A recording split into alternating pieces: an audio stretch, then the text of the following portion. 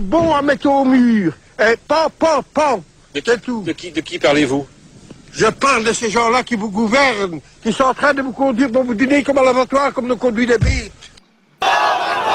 La dernière fois, c'était François Hollande, en 2012.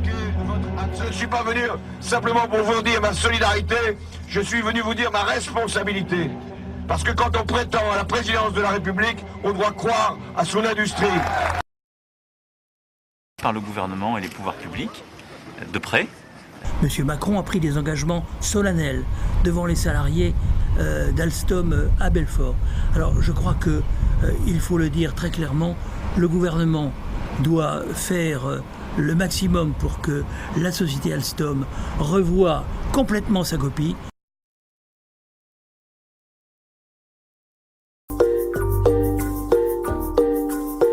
Nous, on vient vous prouver qu'on n'est pas illettrés, qu'on a un permis et qu'il y a aussi des administratifs. Et que toutes les femmes ici savent lire et écrire. C'est honteux qui s'occupent de son économie puis qui gèrent tout ça, déjà. Hein.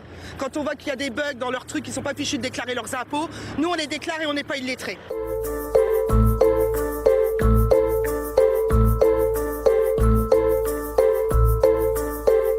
Et ces gens-là terrorisent la population, mais les gouvernements français qui se sont succédés sont des peureux, des mauviettes, et ont laissé ces islamistes, qui sont dans le fond les musulmans bien ordinaires, des imams et des vendeurs de drogue, terroriser la population.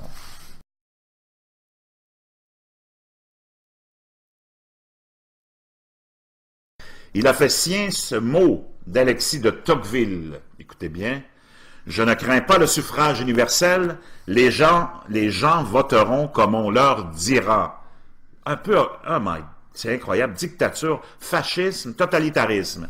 Je ne crains pas le suffrage universel, les gens voteront comme on leur dira. D'abord, avoir une juste perception de la menace, de la nature des risques qu'encourt notre population, mais également des pratiques que permet seul l'état d'urgence. Alors, qu'est-ce qu'il faut comprendre? Alors, stricto sensu, tout et le contraire de tout. C'est terrible ce que vous nous dites alors. Psychologie cognitive, l'attention sélective. Des questions, puis surtout des affirmations. J'ai entendu tout à l'heure quelque chose qui, moi, m'effraie. Est-ce que les Français aujourd'hui vous ont demandé de faire une loi pour plafonner les indemnités aux prud'hommes? Vous dites tout à l'heure, c'est surtout pour réduire les délais, mais rien ne vous empêche de réduire les délais tout en maintenant les montants tels qu'ils ont toujours été décidés par les prud'hommes. Aujourd'hui, vous êtes en train d'ouvrir une boîte de Pandore qui est quand même assez exceptionnelle pour les patrons. L'un des mots préférés d'Emmanuel Macron, c'est « et en même temps ». Utile en politique à communiquer, c'est-à-dire à raconter une histoire. Et je lui ai parlé de l'endettement du village. Et il m'a dit, bah oui, dis donc, c'est embêtant ça. Il m'a dit, mais vous avez des forêts? J'ai dit oui. Il m'a dit, ah, c'est bien. Il me dit, vous avez un patrimoine locatif? Ah, je dis, bah oui. Eh ben, il faut le vendre. Alors je regrette que tous les maires qui ont parrainé Emmanuel Macron n'aient pas entendu ce qu'il m'a dit. Parce que non, monsieur Macron, la commune, la France ne sont pas à vendre. Ils tiennent 99,9% des médias et des sondages. Mais malheureusement, le peuple, lui, ne voit pas la même chose. Le peuple normal, lui, il voit les boutiques fermées, chaque personne a dans sa famille au moins une personne au chômage, chaque personne dans sa famille a au moins 2 personnes qui disent « je ne sais pas si ma société va encore tenir », les listes de licenciements n'en finissent plus, et donc tous ces gens en ont ras-le-bol de la mondialisation, ils en ont marre de voir leurs usines partir en Slovénie, en Roumanie, au Texas, du Texas, ça va au Mexique, ou aux Philippines. Je veux dire, mais c'est pas normal. On leur vole. C'est un peu comme si... et puis en plus, on vous ramène tout un tas de migrants chez vous, quoi. C'est tout à fait invraisemblable. Moi, monsieur Macron, s'il est élu, et il va être élu... Il y a un problème d'ailleurs à ce propos sur l'affaire des grandes orientations de politique économique, ce rapport. Je l'ai montré. Je ne pouvais pas faire plus. Même sur France 2, je l'ai déchiré, ça a été remarqué. Mais le problème que j'ai constaté, c'est qu'il y a beaucoup de gens qui ne veulent pas savoir. On leur dit, ils disent « Ah oui, ça passe sur eux comme l'eau sur les plumes du canard. » Voilà. C'est exact. Le problème, il est là. Le problème de fond. Et le pire est que c'est souvent, pas toujours, je vais pas faire de généralité, mais c'est quelque chose qui n'a aucun rapport avec le niveau des études. Il y a beaucoup de CSP++, comme on dit, des gens qui sont très diplômés, qui ont fait de l'enseignement supérieur, qui sont des cadres supérieurs, des professions libérales, ne veulent pas savoir. Moi, je pense que vraiment, on risque d'avoir des manifestations, de la violence, et que la France risque vraiment de foncer dans le désastre. Voilà la seule. Je suis désolé de dire ça. Hein. J'aimerais pouvoir dire des choses plus agréables, mais franchement, je ne vois, comme on dit maintenant, je ne le sens pas à la suite des événements. Donc c'est le candidat des banques, c'est le candidat de l'Europe.